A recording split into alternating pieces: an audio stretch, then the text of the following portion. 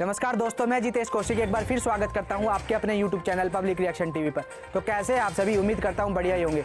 दोस्तों, हर छोटी बड़ी खबरें व ताज़ा खबरें सबसे पहले पाने के लिए अभी सब्सक्राइब करके जुड़ जाए आपके अपने YouTube channel public reaction TV पर। साथ ही घंटे का बटन अवश्य दबा लें, जिससे कि हमारी हर एक नई वीडियो का नोटिफिकेशन सबसे पहले आ सके आपके पास। जी हाँ दोस्तों, क्योंकि आप देख रहे हैं उभरता हुआ न्यूज़ चैनल। तो चलिए चलते हैं अपनी खबरों पर। 18 फरवरी 2023 दिन शनिवार। आइए सबसे पहले एक नजर डाल लेते हैं दिन भर की सुर्खियों पर। सोने और चांदी में आई गिरावट, बताएंगे सोने और चांदी के ताजा भाव। हरियाणा के 4 जिलों के लिए अग्निवीर भर्ती, उम्मीदवार 15 मार्च तक कर सकते हैं ऑनलाइन रजिस्ट्रेशन। राम रहीम की पैरोल पर नहीं हो सकी सुनवाई, अब हाईकोर्ट ने 28 फरवरी तय की, एसजीपीसी ने दी है चुनौती। दाऊद का करीबी अब्दुल करीम टुंडा बरी, रोहतक में 1997 के 2 केस, 80 में से 28 गवाह पेश नहीं हुए। राजस्थान की 9 लाख से ज्यादा अभ्यर्थियों का इंतजार खत्म, रेट मेंस के एडमिट कार्ड हुए जारी। 7 दिन रोडवेज बसों में अभ्यर्थी फ्री में कर सकेंगे सफर, 11 जिलों में होगी परीक्षा। प्रधानमंत्री फसल बीमा योजना को लेकर आई बड़ी खबर। खाटू श्याम बाबा के मेले में यात्रियों को सुविधा के लिए रेलवे की ओर से बड़ी तैयारी। नेपाल विमान हादसे को लेकर बड़ी खबर सामने आ रही है, जांच पूरी हो चुकी है, पता चला है कि किस वजह से हादसा हुआ।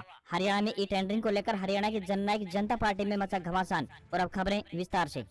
हरियाणा मौसम अपडेट। हरियाणा में बारिश नहीं होने से फरवरी के मध्य में ही मार्च जैसी गर्मी, किसान चिंतित। हरियाणा में बारिश नहीं होने से फरवरी के मध्य में ही मार्च जैसी गर्मी का एहसास होने लगा है। गुरुवार को पहली बार अधिकतम तापमान 28 डिग्री सेल्सियस रिकॉर्ड किया गया। इसके अलावा न्यूनतम तापमान की बात करें तो 13 डिग्री सेल्सियस रिकॉर्ड किया गया। दोपहर में धूप में बैठना मुश्किल हो रहा है। मौसम विभाग की जानकारी की माने तो आने वाले दिनों में पारा 30 डिग्री सेल्सियस के आसपास जा सकता है। बारिश न होने की वजह से फसलों का उत्पादन प्रभावित होगा। किसानों ने बताया कि 10 दिनों में बारिश नहीं हुई तो नुकसान ज्यादा और मुनाफा कम होगा। साथ ही अगले महीने से अगेती सरसों की फसल की कटाई भी शुरू हो जाएगी, जिस कारण चिंता में दिन गुजर रहे हैं। साथ ही इस बार मौसम विभाग की ओर से बारिश कम होने के आसार हैं। पश्चिमी विक्षोभ के आंशिक प्रभाव से हरियाणा राज्य में 20 फरवरी तक मौसम आमतौर पर परिवर्तनशील तथा बीच बीच में आंशिक बादलवाई की संभावना बन रही है।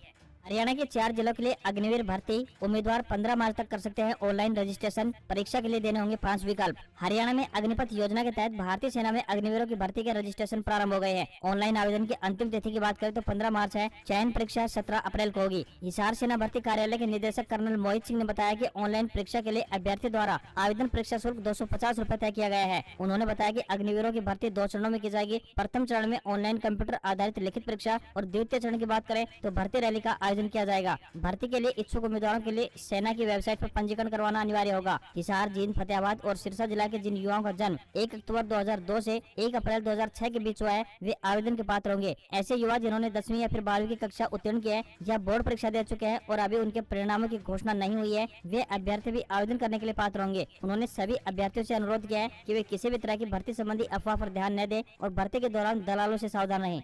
प्राथमिक पाठशाला के हर कक्ष में लगेगी गुरुजी की तस्वीर, पोस्ट का नाम और स्कूल का नाम भी लिखा होगा। हरियाणा में अब राजकीय प्राथमिक पाठशाला की हर कक्षा में गुरुजी की तस्वीर लगाई जाएगी। इसमें उनकी फोटो, नाम और पदनाम के साथ स्कूल का नाम भी दर्शाया जाएगा। इसका फायदा ये होगा कि बच्चे और अभिभावक अपनी कक्षा इंचार्ज के बारे में जान सकेंगे। हरियाणा विद्यालय शिक्षा निदेशालय ने प्रदेश भर के 12 जिलों के जिला मौलिक शिक्षा अधिकारियों को इस संबंध में निर्देश जारी कर दिए हैं। इसी के साथ गुरुजी का कक्षा कक्ष के बाहर फोटो लगाने के लिए 400 रूपए का बजट भी निर्धारित कर दिया गया है। इसको लेकर स्कूल भी अपनी तैयारियों में जुट गए हैं।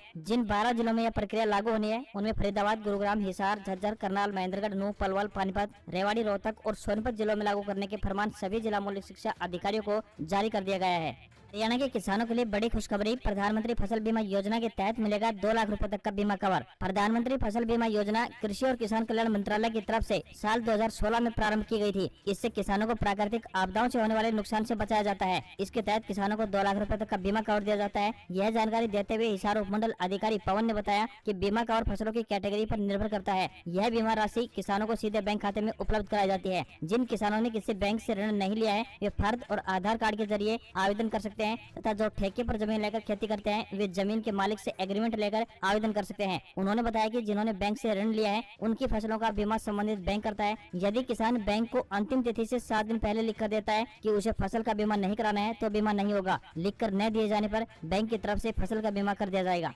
टैबलेट वापस लेने के फैसले पर हरियाणा सरकार का यू टर्न, अब इस दिन होंगे जमा। टैबलेट वापस लेने के फैसले पर हरियाणा सरकार ने यू टर्न ले लिया है। देर रात फैसला वापस लेने का आदेश जारी कर 10वीं और 12वीं के 5 लाख विद्यार्थियों को राहत दी है। इससे पहले शिक्षा निदेशालय ने 9 फरवरी को छात्रों को टैबलेट लौटाने का आदेश जारी कर दिया था। हालांकि सरकार के इस फैसले का पूरे राज्य में विरोध हुआ था, जिसके बाद इस फैसले को परीक्षा तक है। इस संबंध में प्रारंभिक शिक्षा निदेशक ने सभी जिलों के शिक्षा अधिकारियों को पत्र जारी कर दिया है, जिसमें कहा गया है कि सत्र समाप्त होने से पहले टैबलेट जमा नहीं किया जाएगा। विभाग के इस फैसले से बोर्ड परीक्षार्थियों ने राहत की सांस ली है। गौरतलब है कि छात्रों को अपना बोर्ड परीक्षा रोल नंबर लेने वाले दिन अपना टैबलेट, चार्जर, सिम स्कूल में जमा कराना था। बिना टैबलेट जमा कराए किसी भी छात्र को किसी भी परिस्थिति में रोल नंबर जारी नहीं किया जाना था। फिलहाल छात्रों ने अब राहत की सांस ली है। इनेलो की पदयात्रा 24 फरवरी से होगी प्रारंभ। जम्मू कश्मीर के पूर्व सीएम फारूक अब्दुल्ला दिखाएंगे हरी झंडी। मुस्लिम बाहुल्य मेवात से होगी शुरुआत। इनेलो की परिवर्तन पदयात्रा आपके द्वार 24 फरवरी के मेवात के सिंगार गांव से शुरू होने जा रही है। इसको लेकर पार्टी ने वर्करों की ड्यूटी लगा दी है। इनेलो ने मुस्लिम बाहुल्य क्षेत्र में यात्रा का शुभारंभ करने का बड़ा फैसला किया है। इसलिए जम्मू कश्मीर के पूर्व सीएम फारूक अब्दुल्ला, इनेलो सुप्रीमो ओम प्रकाश चौटाला इस यात्रा को हरी झंडी दिखाएंगे। इनेलो सुप्रीमो की फारूक अब्दुल्ला के साथ पुरानी दोस्ती है। फारूक अब्दुल्ला की दोस्ती के चलते इनेलो इस यात्रा से हरियाणा के मुस्लिम वोटरों को भी अपनी ओर ले जाना चाहती है। यह तबका कभी इनेलो के साथ हुआ करता था। प्रदेश के मेवात, नूह और फिरोजपुर जिनका मुस्लिम बाहुल्य सीट है, कभी इनेलो का इस विधानसभा क्षेत्र में वर्चस्व रहा है। साल 2014 के विधानसभा चुनाव में 3 में से 2 सीटों पर इनेलो का कब्जा था और 1 पर निर्दलीय उम्मीदवार था। कांग्रेस उस समय खाता भी नहीं खोल पाई थी, परंतु 2019 के आते आते ये तीनों सीटें कांग्रेस के पास चली गई। इनेलो की पदयात्रा के दौरान रात्रि ठहराव गाँव में ही होगा। 24 फरवरी से लेकर 5 अप्रैल तक 21 विधानसभा कवर करेंगे। हरियाणा के प्राइवेट स्कूलों में पहली बार बोर्ड एग्जाम 400 सेंटर में परीक्षा देने पहुंचेंगे स्टूडेंट्स। प्रिंसिपल को ही केंद्र अधीक्षक की मिली जिम्मेदारी।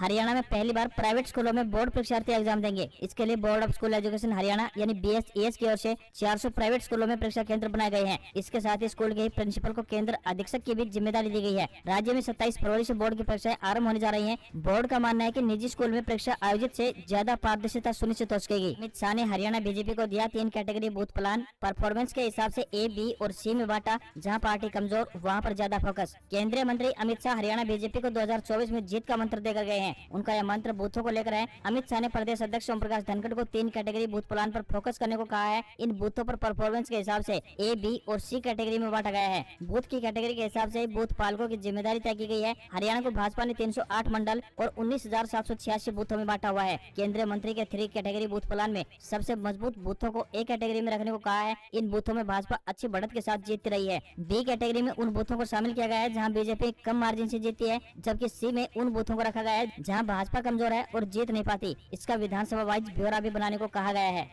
खाटू श्याम बाबा के मेले में यात्रियों की सुविधा को देखते हुए 5 जोड़ी रेल सेवाओं में 10 साधारण श्रेणी के डिब्बों की अस्थायी बढ़ोतरी की है। रेलवे की ओर से फाल्गुन में लगने वाले खाटू श्याम बाबा के मेले के दौरान यात्रियों की सुविधा को देखते हुए 5 जोड़ी रेल सेवाओं में 10 साधारण श्रेणी के डिब्बों की अस्थायी बढ़ोतरी की जा रही है। उत्तर पश्चिमी रेलवे के प्रवक्ता ने बताया कि गाड़ी संख्या 19,617 व 19,618 मदार रेवाड़ी मदार ट्रेन में 18 फरवरी से लेकर 10 मार्च तक 2 साधारण श्रेणी के डिब्बों की अस्थायी बढ़ोतरी रहेगी। वहीं गाड़ी संख्या 19,620 व 19 में रेवाड़ी फुलेरा रेवाड़ी रेल सेवा में 18 फरवरी से 10 मार्च तक 2 साधारण डिब्बे अस्थायी तौर पर बढ़ाए जा रहे हैं। इसके अलावा गाड़ी संख्या 04836 व 04835 रेवाड़ी हिसार रेवाड़ी ट्रेन व गाड़ी संख्या 19,622 व 19,621 रेवाड़ी फुलेरा रेवाड़ी व ट्रेन गाड़ी संख्या 09730 व 09729 फुलेरा जयपुर फुलेरा रेल सेवा में 18 फरवरी से लेकर 10 मार्च तक 2 साधारण श्रेणी के डिब्बों की अस्थायी बढ़ोतरी की जा रही है। दरअसल हर साल फरवरी महीने में खाटू धाम में फाल्गुन मेला लगता है। इस मेले में देश भर के लाखों श्रद्धालु बाबा के दर्शन करने के लिए पहुंचते हैं।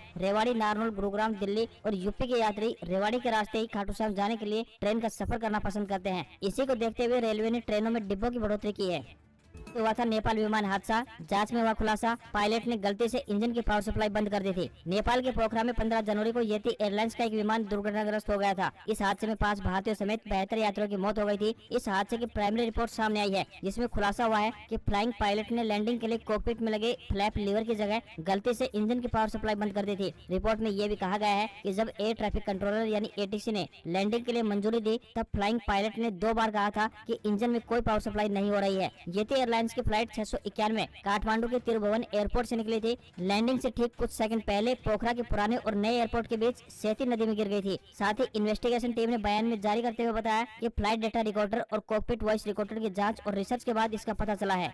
हरियाणा में ई टेंडरिंग पर JJP मिरार, MLA सिहाग और पंचायत मंत्री में खींचतान। पहले ही डिप्टी CM के खिलाफ खोला है मोर्चा। हरियाणा की जननायक जनता पार्टी यानी JJP में घमासान मच गया है। विधायक अपने ही पंचायत मंत्री के खिलाफ मुखर हो गए हैं। पार्टी के विधायक जोगीराम सिहाग और मंत्री देवेंद्र सिंह बबली पंचायतों में ई टेंडरिंग विवाद के चलते आमने सामने हैं। जोगीराम सिहाग से पहले दिग्विजय चौटाला भी सरपंचों की तरफदारी कर चुके हैं। ऐसे में अब JJP के विधायकों के आपसी विवाद भी जगजाहिर होना शुरू हो चुके हैं और पार्टी में रार पैदा हो रही है। हिसार के बरवाला विधायक जोगीराम सिहाग ने हिसार एयरपोर्ट के रास्ते को लेकर सरकार और डिप्टी CM के खिलाफ मोर्चा खोला हुआ है। वहीं अब पंचायत मंत्री के खिलाफ भी मुखर हो गए हैं। सिहाग ने ई टेंडरिंग में सबसे बड़ी अड़चन पंचायत मंत्री देवेंद्र सिंह बबली को ही बता दिया। सिहाग ने कहा कि जब 10 जनवरी को भाजपा जसपा विधायकों की बैठक हुई थी, तब भी मैंने इसे वापस लेने के लिए बात कही थी। अनिल विज ने भी इस बात का समर्थन किया था, लेकिन बबली ने कहा था कि 80% सरपंच इससे खुश हैं। मैंने उनकी बात को गलत ठहराया था, तब सीएम ने बीच बचाव किया था। वहीं बबली ने सियाह के बयान पर जवाब देते हुए कहा कि पता नहीं है कि वे किस दुनिया में रहते हैं। सरपंचों को समझाने के बजाय उकसाने का काम कर रहे हैं। ई टेंडरिंग और राइट टू रिकॉल के फैसले पर जजपा नेता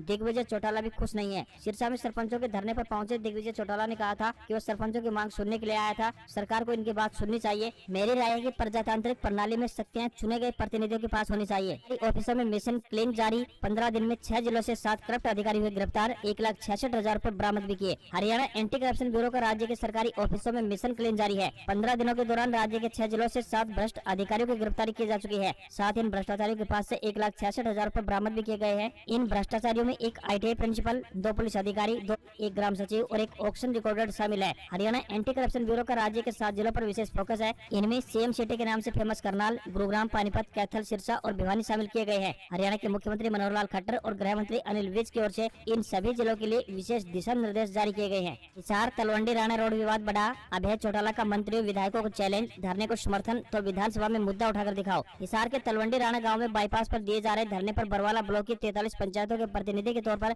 8 सरपंच पहुंचे। इन सरपंचों ने पंचायतों की ओर से अपना समर्थन समिति को दिया। इसके साथ ही इनेलो नेता चौधरी अभय सिंह चौटाला भी धरने पर समर्थन देने के लिए पहुंचे। धरने पर पहुंचे अभय चौटाला ने कहा कि 100 साल पुराने सबसे व्यस्त एवं महत्वपूर्ण सड़क मार्ग को बिना लोगों की परेशानी को जाने इस प्रकार से बंद कर दिया जाना सरकार का बहुत ही गैर जिम्मेदाराना व अन्यायपूर्ण कदम है। इनेलो ने अपने शासनकाल में इस रोड को चौड़ा करवाने का काम किया था। अभय चौटाला ने कहा कि जो विधायक व मंत्री धरने पर अपना समर्थन देने की बात कह रहे हैं तो मैं उनका समर्थन तब मानूंगा जब वे मेरे साथ विधानसभा में इस मुद्दे को जोर शोर से उठाएं। 20 फरवरी से शुरू होने जा रहे विधानसभा सत्र में वे सबसे पहले हिसार बरवाला रोड का मुद्दा उठाएंगे। साथ ही यह भी कहा कि वे धरने पर समय समय पर आने की कोशिश भी करेंगे। कटरा से वैष्णो देवी भवन की यात्रा चंद मिनटों में होगी पूरी, खर्चा भी होगा कम। माता वैष्णो देवी मंदिर हिंदुओं के लिए एक पवित्र व महत्वपूर्ण स्थान। जम्मू में हर साल लाखों श्रद्धालु आते हैं। इनमें बच्चों से लेकर बुजुर्गों तक मां के दरबार में हाजिरी लगाते हैं। लेकिन बेस कैंप कटरा से माता वैष्णो देवी भवन तक का कई किलोमीटर का पहाड़ी सफर काफी कठिन होता है। ऐसे में बच्चों, बुजुर्गों और दिव्यांगों के लिए सफर काफी मुश्किल हो जाता है। कई श्रद्धालुओं के लिए हेलीकॉप्टर, खच्चर या पालकी से यात्रा करना मुश्किल हो जाता है क्योंकि यह बहुत महंगा होता है।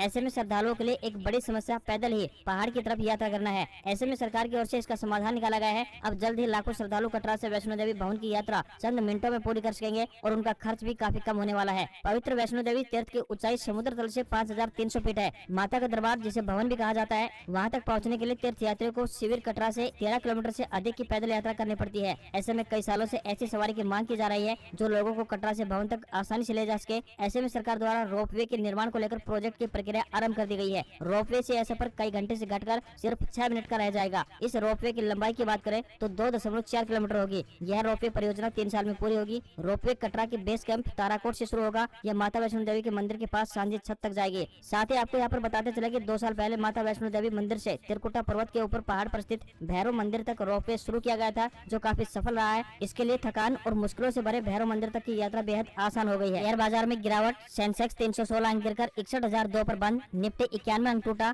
अडानी ट्रांसमिशन और टोटल गैस 5% गिरा। भारतीय शेयर बाजार में हफ्ते के 5वें और आखिरी कारोबारी दिन सेंसेक्स करीब 316 अंक गिरकर 61,002 के स्तर पर बंद हुआ। वहीं निफ्टी की बात करें तो 91 अंक की गिरावट रही, यह 17,944 के स्तर पर बंद हुआ। सेंसेक्स के 30 शेयरों में से 22 शेयरों में गिरावट और 8 शेयरों में तेजी रही। वहीं सराफा बाजार की बात करें तो सराफा बाजार में सोने और चांदी में गिरावट देखने को मिली है। 24 कैरेट सोना 56,175 रुपए प्रति 10 ग्राम पर बंद हुआ। चांदी की बात करें तो 64,500 रुपए प्रति किलोग्राम के स्तर पर पहुंच गई है। डॉलर रुपया के मुकाबले 13 पैसे मजबूत हुआ है। $1 का रेट 82 रुपए 83 पैसे के स्तर पर पहुंच गया। अगर आपको हमारी खबर पसंद आई हो तो हमारी खबरों पर एक प्यारा सा लाइक जरूर दें। जी हाँ दोस्तों, और साथ ही खबरों को ज़्यादा से ज़्यादा शेयर करें और कमेंट बॉक्स में इन खबर पर आपकी क्या है राय वो हमें ज़रूर बताएं।